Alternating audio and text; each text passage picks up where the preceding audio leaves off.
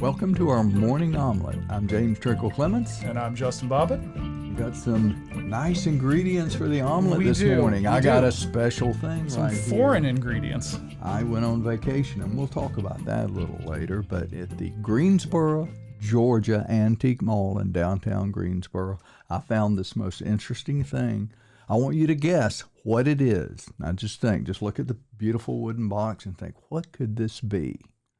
It's a relic from the past, and I'm going to show you. Are you ready? Have you made your guess? Here goes. Lift it. You know what? I'm going to wait to the end of the show. It's worth the end. It's worth the end. Yeah. You thought you had it figured out. Yeah, I really I'm did. going to wait toward the end of the show, and I'm going to show you what's in this, so do not go away. The fact that they put the craftsmanship into that enclosure is... No, I got away.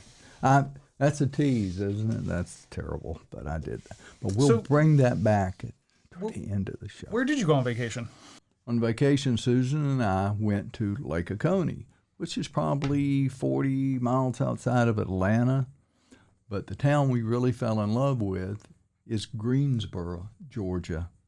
And I'll tell you about that town in a little bit, all the unique places. But that box I just showed you is from the Greensboro Antique Mall downtown. It is 2 floors. It's a warehouse. Got to go there if you're anywhere near the area. You got to go. But we'll talk about Greensboro, Georgia more in just a little bit. You have something very unique you found.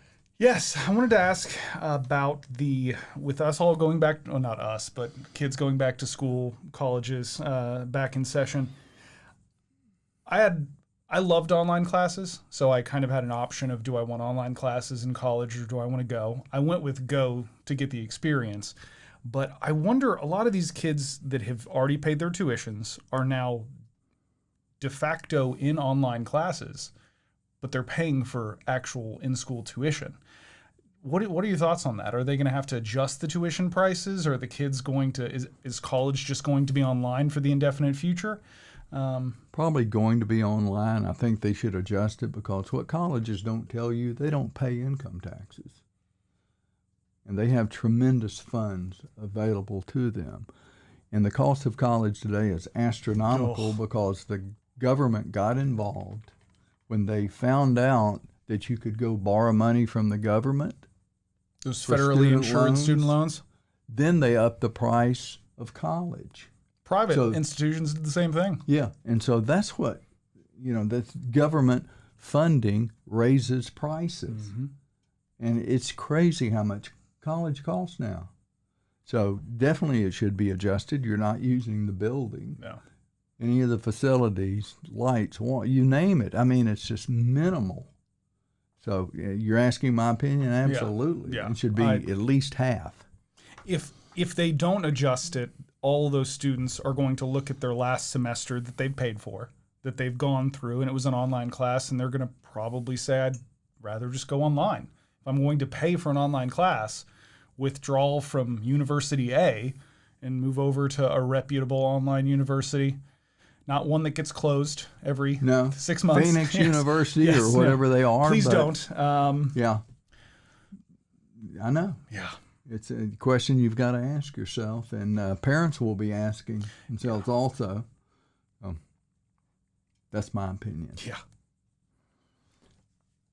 What I would like to talk about is some things I found in Greensboro, Georgia. This is going to sound like a travel log, and it should, because it's such a great place, great people. We all like to eat. I like to eat. We talk about food. We will eat most of the time, yes. Susan and I were lucky enough to get into town, and we were there on a Monday. Don't go on Monday. Most shops are closed on Mondays in small towns. They do that. Makes sense. But a place called Yesterday Cafe had just reopened after 3 months. Now, people drive hundreds of miles to eat here. It is that good. Terry's the owner. Sarita was our waitress one time. We went back twice the following day, and we were about 40 minutes away from it. It's that good. Yesterday Cafe. We're going to take a screenshot of this and put the part of the menu up there, but I'll read some of it. Country fried steak, pork chops, Ollie's chicken, grilled shrimp. The squash souffle is to die for. The stewed tomatoes. This is old Southern cooking at its best.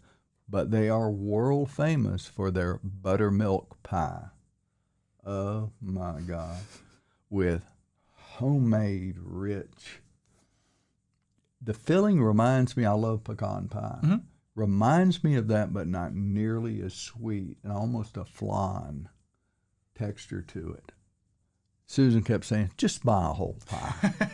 I said, I'm not going to do it because I will eat it. I will eat it breakfast, lunch, and dinner while we're there. And be pretty happy about it. Yeah, and it's Yesterday Cafe, 111 North Main Street in Greensboro.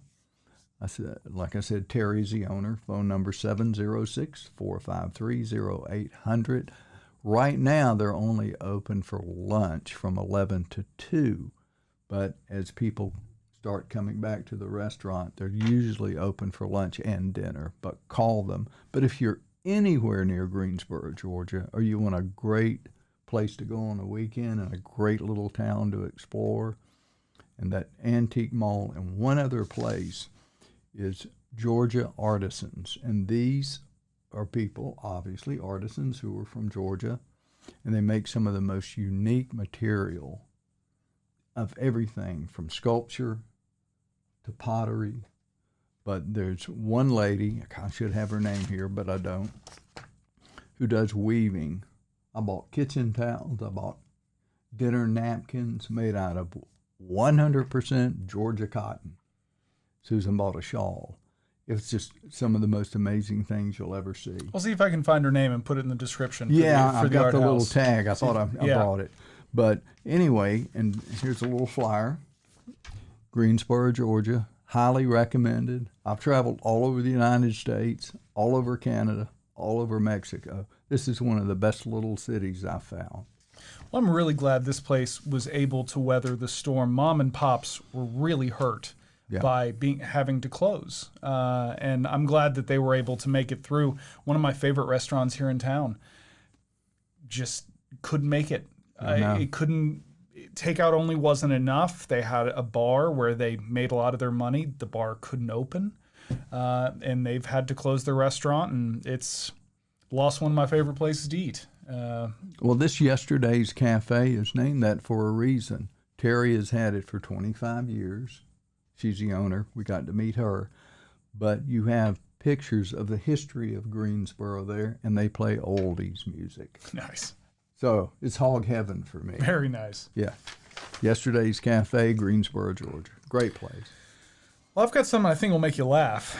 No one ever likes the need to find a bathroom when you're out wandering a city. Yes. Public restrooms don't have a great reputation. Apparently in Tokyo, it's even worse. So the restrooms in Tokyo are just reportedly awful. So this artist has installed, and you're seeing this on your screen, it's an incredible idea. They look like clear plexiglass toilets where you can see straight in. They're highly colored, but you can actually see in them so that you know that they're clean. And when you go in and lock the door, the glass turns opaque. But can you still see outside? See, that's what the smart glass that I've seen, when you turn it on, it's opaque from both ends. I don't think I would be comfortable going in there if I could see out and I've been told they can't see in. That's just weird to me. But it's a great idea to show the people that these are clean, these are okay to go in, there's no one hiding in there, because apparently some of the bathrooms are a bit seedy in Tokyo. But I loved this idea. I saw a very similar one that you'll see on your screen here in downtown New York. I think it was right in Times Square, where it's a chrome box that on the outside you see a mirror, but on the inside it's one-way glass. So you can see out all the time, but they can't see in. And I can only imagine how weird that would be. Well, when I was in New York, and I've been many times, there were no bathrooms to go to. And that was the weirdest thing. You go in any store, no, you can't use our bathroom. Wasn't European style, like you put a quarter in? Not a quarter, but they have pay public restrooms where you just put Well, I your never change found in? any. Okay. I would have paid. But no, we used to pay at the airport. I don't know Really? if you knew that. Yeah, it was all pay toilets at the airport. Interesting. Yeah. I guess now they just make more on the tickets and give us free bathrooms. And we have to pay for our luggage. Yeah. I don't like that trade. I don't either. One other thing I have, this is a Life magazine, again, at Greensboro Antiques. And one of the reasons I bought it, I love the picture, but it's June 65. That was my last year of high school. Here's the picture. Some things with a couple ads within the magazine I would like to show you. How times have changed. And I'm going to do a little bit of reading here, and I'll show you this. And I'll have them on the screen to make it easy. Oh, okay. Yeah. Are you making your children pay for your weight problem? These ads couldn't come out now. Okay. If you're trying to lose weight by stocking the house with sugarless soft drinks, remember one thing. Your children drink them too. The thirst carries anything that's cold and wet, so feed them. But their bodies need much more energy, and they'll never get them from artificial sweeteners. Now let's get back to you, and that's a diet of yours. Unless you make a career out of drinking soft drinks, saving calories with synthetic pops is like trying to get a haircut by cutting one hair at a time. Besides, you need sugar too, particularly when you're dieting. What's sugar lobby? Okay, I'll tell you. Sugar in a soft drink does two nice things to you. It satisfies between meal hunger and gives you the extra va-voom you need for those exercises. Up to the crash. Right up to the... Yeah. Sugar quenches fatigue. Note to mothers. Exhaustion may be dangerous, especially to children who haven't learned to avoid it by pacing themselves. Exhaustion opens the door a little wider to the bugs and ailments that are always lying in wait. Sugar puts energy back fast, offsets exhaustion. Synthetic sweeteners put back nothing. Energy is the first requirement of life. Play safe with your young ones. Make sure they get sugar every day. I mean, you've got to... That's right up there with the smoking for weight loss ads. Oh, you happened to mention that. Oh, you are so right, wise one. Because my next ad, and this will be the last one I'll show you, and this is what I grew up with, 1965. They went with like color. I said, it's when I was a... Very nice. Winston tastes good, like a cigarette should. Pardon us for drumming it in. Change to Winston and change for good. For good taste every time. And there's no warning label. No, not at all. This is only overshadowed by the one with the doctor smoking recommended. And they're all through the magazine. I just had to bring them out. And this is June 65. That was a good year for me. I ended my high school education, and here is a original Volkswagens magazine. It's just, I went back and bought 2 more Life magazines. And the stories are excellent. Oh yeah, the writing is so good it pales. they actually had real what's writers. today. Yeah, they actually did. It wasn't artificial intelligence. Well, I did want to mention just a cause you should be aware of if you are able to give the California wildfires, in particular the LNU lightning complex fires. The entire city of Vacaville looks like it could be pretty well decimated. It's home to about 100,000 people.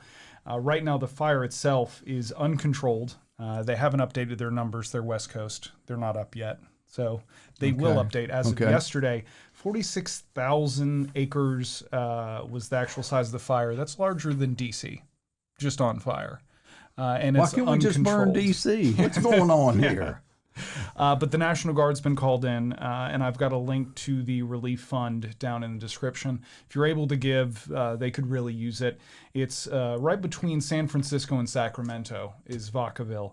But there are a lot of people that could use some help right now. And not to make light of that, I was kidding. Yeah. It's very serious because I mentioned the fires in Australia, and I have relatives in Australia that we had last year, and to see the sight of the animals and the koala bears and those things. But when you're totally devastated from a fire, there's nothing left to go get. You lose everything. No. And it's traumatic to say the least, especially during what we're going through now. Well, and it compounds they have a drought plus lightning, and you get half the state on fire. Not half the state, but a decent amount. It's like hurricane. We get hurricanes. Yeah. We're in Florida. We're 6 blocks from the ocean. It's going to happen eventually here. We're in a little area and hasn't had one really since Hurricane Dora in 1964, but it's going to happen. Yeah. But fires in California happen every year. Mm-hmm. And unfortunately, human beings like us live in places we shouldn't be living. Yeah. This is an island. You really shouldn't be living here. Well, we dodged a bullet, 2 years ago? It was coming straight for us. Yeah. Okay. Poor South Carolina always gets hit. Bad area, like Galveston and right up in Texas and Louisiana. So bad. Yeah. Okay. You have patiently waited, ladies and gentlemen. I appreciate it. Have you had any extra time to really think about what's in this box? From the Greensboro Antique Mall in Greensboro, Georgia. A relic from the past. You guessed it was a Japanese puzzle box. Japanese. I said Chinese. I was wrong. An Oriental. Yes. Because of the woodwork. Yeah, it looked amazing. Like the care in its construction would make any of these cubes shift a little bit, and you'd be able to unlock it. Okay, the big reveal. I was wrong, by the way. Are you ready? Here goes. Justin, I'll let you do the honor. I will hold it. La-da! One of the most high-end telephones. And when I showed you this, you said it must have sat on a CEO's desk. Yes. It still amazingly looks brand new. I mean, yes, the plastic is discolored a bit, but it looks like the day it was minted. It's incredible. I know. And like you said, the wooden box itself, for what I paid $49 for it.